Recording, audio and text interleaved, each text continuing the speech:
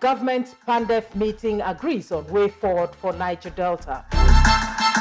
Amnesty Office receives distinction delegates from Belarus. Plus, tidbits, fact file, and more. Hello and welcome. I am Stella Inamiti. It is good to be back with another episode of Reintegration 30,000. This is the 7th in the series, which has hopefully kept you, the viewer, informed and abreast of the activities of the Presidential Amnesty Program. This week, we hope to build on the momentum, bringing you all of our regular segments, all of which depict the reformative agenda of the Amnesty Program and the persuasive power of change. Oh yes, over the last couple of years, the Presidential Amnesty Program has positively impacted in the Niger Delta, changing lives and rewriting the narrative from militancy in the creeks to physical and human capital development in the region. On this episode, we hope to bring you some moments that capture the changing times, and we kick off things with our first segment, A Changed Story.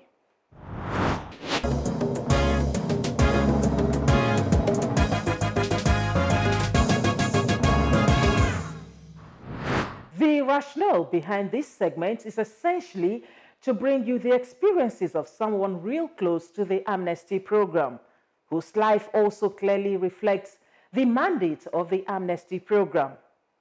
Each week, A Changed Story is an embodiment of what the Presidential Amnesty Program truly represents, and this is change. Let's bring you this week's Changed Story.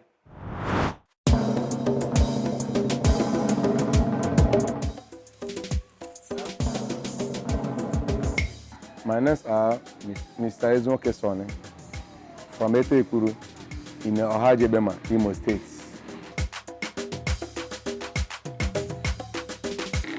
I thank God for my life before. My life was so somehow, but God who brought the Amnesty Program, I've tried.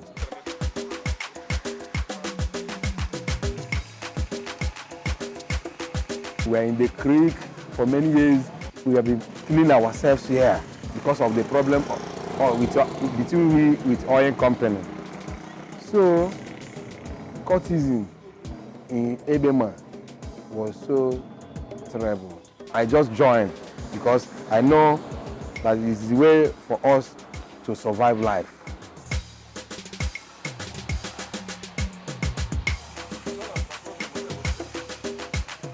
In 2009, the courtesan was too much, vandalizing pipelines here and there. You see, sometimes we stay in the creek for 3 months, eating anyhow food. Some of us stay for 1 year. But now, 2009, God will bring Omaru, Musa, tried.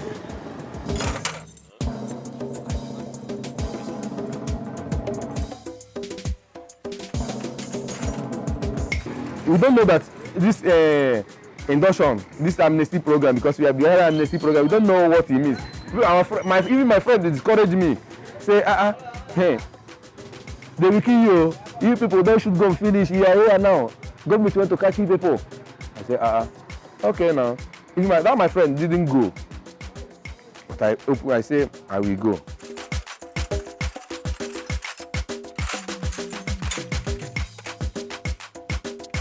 In 2010, I think, the caller said that we are going to Obobara. So, when we go to Obobara, the Martin Luther King say that we join this thing that we join. That many people run away, but we have courage. That this thing is for courageous people. They teach us about non-violence because we have to achieve our goals. And that goal that we are achieving is here. I have achieved my own goal.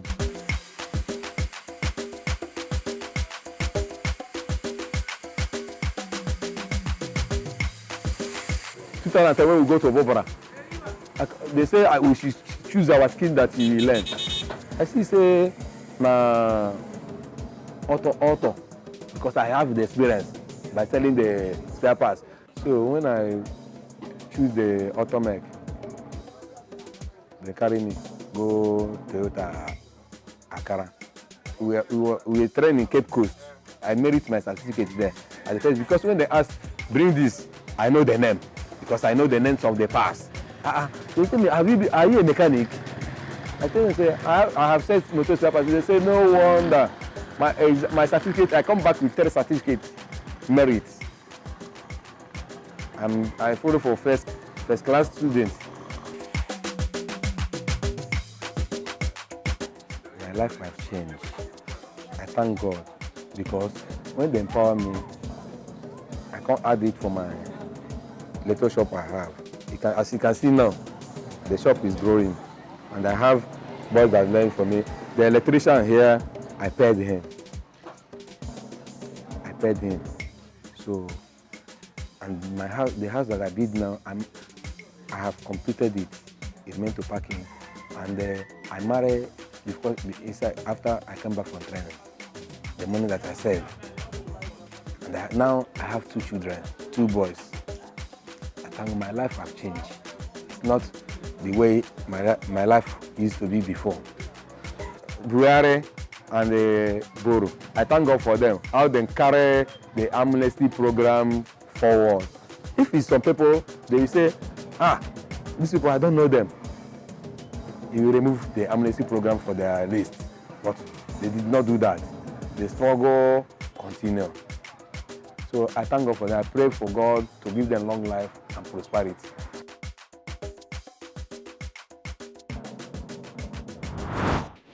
Skills acquisition is the central theme in the capacity building component of the Presidential Amnesty Program.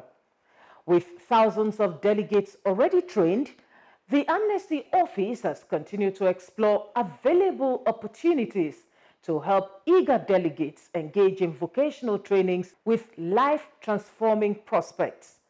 This week on our segment Insight, we're looking at the vocational training in transformer repair and maintenance technology.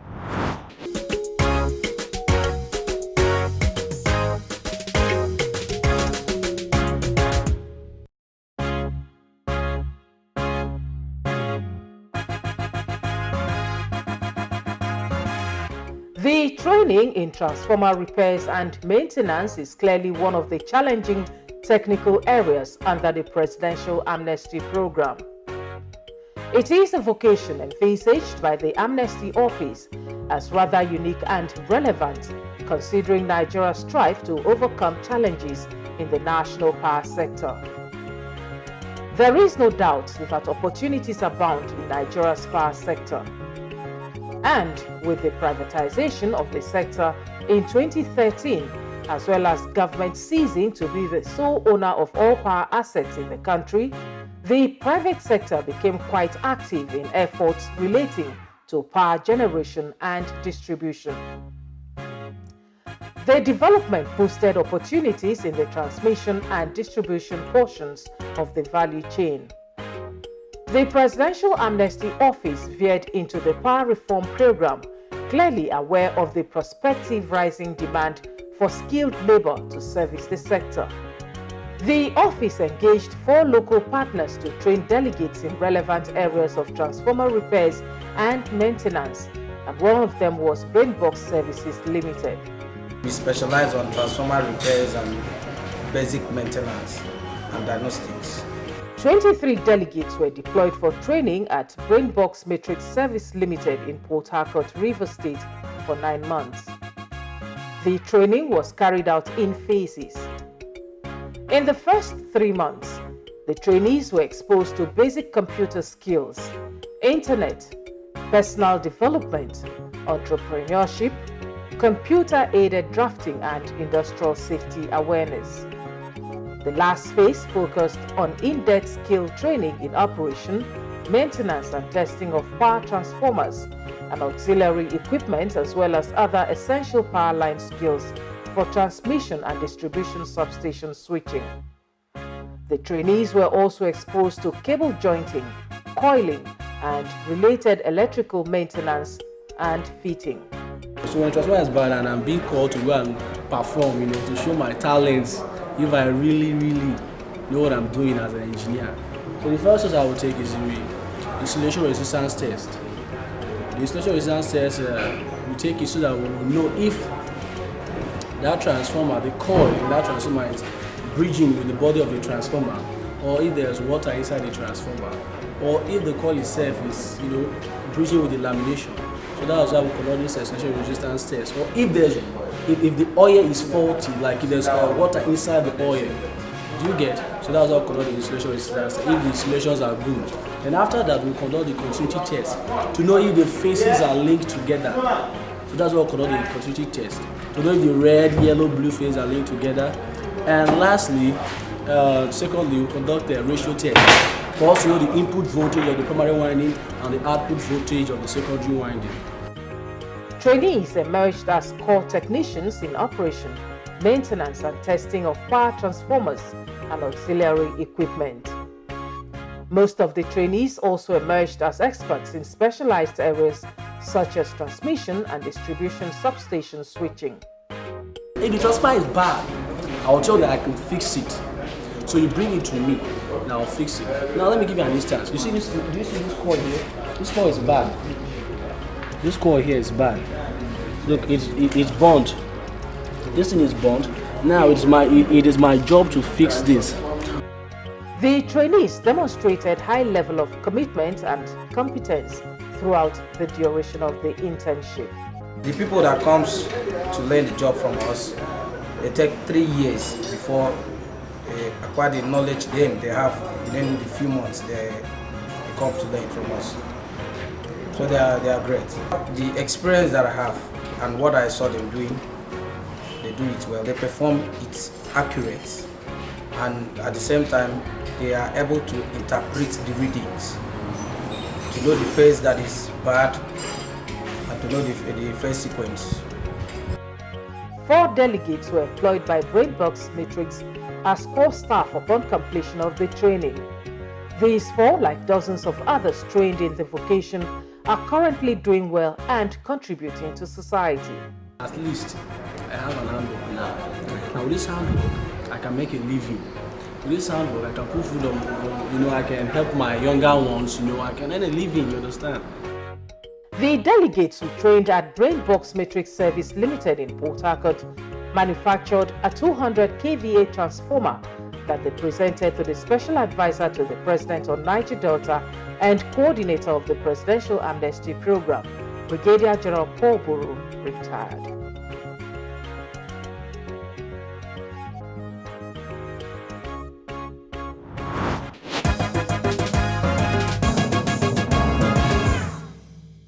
You're watching Reintegration 30,000. We are honored to have as our guest today on Talking Point a foremost leader from the Niger Delta, an activist in the real sense of the word, and social commentator, Elder T.K. Ogoriba. So thanks for joining us on the program. Thank you, Stella. I am happy that you are having me on this program today. I didn't know about it, but if there is any other day that you will invite us to talk more, we will be here. Thank you for bringing me on board. Let me start by saying this is such a rare opportunity, and please feel free to educate our viewer on why you so actively participated in the Niger Delta struggle, which of course necessitated the amnesty program. Okay, I can, without any fear of contradiction, tell you that a lot of things had happened to the people of the Niger Delta which had not been cared for, when they were talking. And we consider that the state agitations, creation for his own people started way back in 1940 when they felt that they were being maligned in their own area. Okay? So 1940, 1942, talking was on. and nothing, went on at all, nothing. Until Isaac Borough in 1966 did a small, agitation in the Niger Delta carrying small arms. 1966. From 1940 to 1966, 26 years. Nothing was done to us. We were asking for our own identity. Let us have a state created for us. But by 1967, because of that intervention, a state was created. So meaning that our matters could be resolved only when there is some application of militancy. So it became our way of life. And because of this build-up in agitations, oil production was reducing, coming down. By the twilights, the Obasanjo days, oil production became 700,000 barrels. All right? That was not good enough. So by the time he handed the reins of power over to Yar'Adua, they thought it fit that they should approach having Goodluck Jonathan as the vice president, who is from the region. Can you please get us assisted? Go talk with them to see whether we can have truce. So amnesty was declared on the 25th of June 2009. Can you perhaps be more specific on some of these lingering, disturbing issues that you have deemed urgent and therefore need redress? PANDEF has given a 16-point agenda. Okay? It cuts across every, ports, roads, infrastructure, electricity. I don't want to be belaboring points like this. Everybody knows about this. It's not for me to start talking about it. That is when government will hear about it or listen to it. These things are in the air. It has been severally stated. Government is not too responsive. Let them know and do what is right. At what point do we say we have reached a balancing point between government and the people of the Niger Delta? Well, I can say this. It is a natural thing. When you go to a university, you stay in there within a specified time. And at the end of the day, they will tell you, we are awarding you a certificate based on satisfying the conditions. You have been found worthy in character and in learning. We don't want too much. When Yar'Adua was alive and he was ruling the country, he wanted to do a coastal road from Ondo State to Calabar. Why are we not talking about things like this? East-West Road has been on for years. They know what to do. And the basic necessities, when they are done, the people of the area will say, we have arrived. Our time for this segment is fast spent. We will adjourn this conversation to maybe next week to enable us conclude on some of the issues you have raised. Elder T.K. Ogoriba, thank you for coming on the show. We hope to see you again next week. I appreciate all of you. We have been speaking with Elder T.K. Ogoriba, elder statesman and activist. Time now for PAP in recap.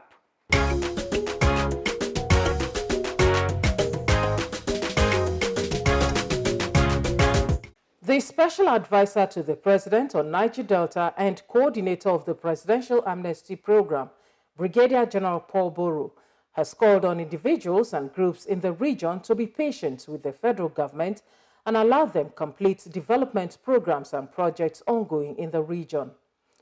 General Boro said this while making some observations on the outcome of the recent meeting between the federal government and the Pan-Niger Delta Elders Forum, PANDEF, after a threat by the members to pull out of negotiations with the federal government.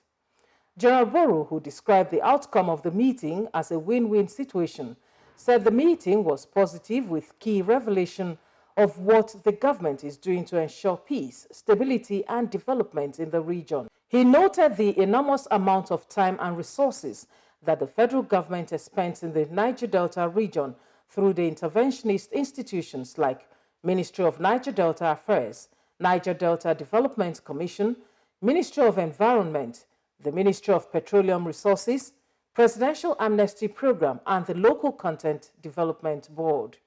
General Boro said part of the fallout of recent interaction between the acting president, Yemi Osinbajo, and Pan Niger Delta Elders Forum, PANDEF, at the presidential villa is that over 10,000 persons have been penciled for appointment to protect oil installations in the region, a program which is expected to kick off in the next 3 weeks. By the time you calculate the enormous amount of what I want is spending in terms of human and infrastructural development, you will appreciate the effort of the government. I think the main challenge, which is not visible enough, is because the region itself, it's peculiar for development. It's not as easy to develop in that region like other regions. The terrain, the vegetation, the climate actually requires a lot of time and effort to make a difference. In a related development, the special advisor to the president on Niger Delta and coordinator of the Presidential Amnesty Program, Brigadier General Paul Buru, has said that lasting solution to the challenges of the Niger Delta region requires collective effort and not insinuations by some groups who feel government is too slow in implementation of projects. General Boro, who was speaking at an interactive forum with journalists in Abuja, further noted that since his appointment, he has been able to see firsthand the true level of government's commitment to develop the Niger Delta region. Just think of any spheres of life. We have trained people from this program through appropriations by the federal government of Nigeria. This year alone, I'm very proud on behalf of the federal government of Nigeria to say that 177 beneficiaries of the program graduated from universities across the United States of America. And in the UK, nothing less than 140 benefited from the amnesty program. If you calculate the total sum of this, it's huge. And finally, the Presidential Amnesty Office has offered automatic employment to 3 of its scholarship delegates who bagged first class in information technology from the Belarusian State University of Informatics and Radio Electronics, Minsk. The special advisor to the president on Niger Delta and coordinator of the Presidential Amnesty Program, Brigadier General Paul Boro, retired, disclosed this in his office while being presented with the degree certificates by the 3 students on return to Nigeria. He commended them for doing the country proud and for being good ambassadors of Nigeria while also keeping the laws of their host country during their stay in Belarus. In response, the delegates said they were appreciative of the opportunity given them by the federal government and even more for the continuity of the amnesty program by the Buhari administration. Indeed, there is peace in Nigeria, and I am back home to see how I can use the little knowledge God has given me to acquire to be able to impact our nation and also create opportunities for the future youth so that they can understand that if we work together in unity, we can be able to make Nigeria a better place and a home even for the foreign people. Nigeria is a God-gifted nation. A total of 45 delegates recently graduated from 2 universities in Belarus.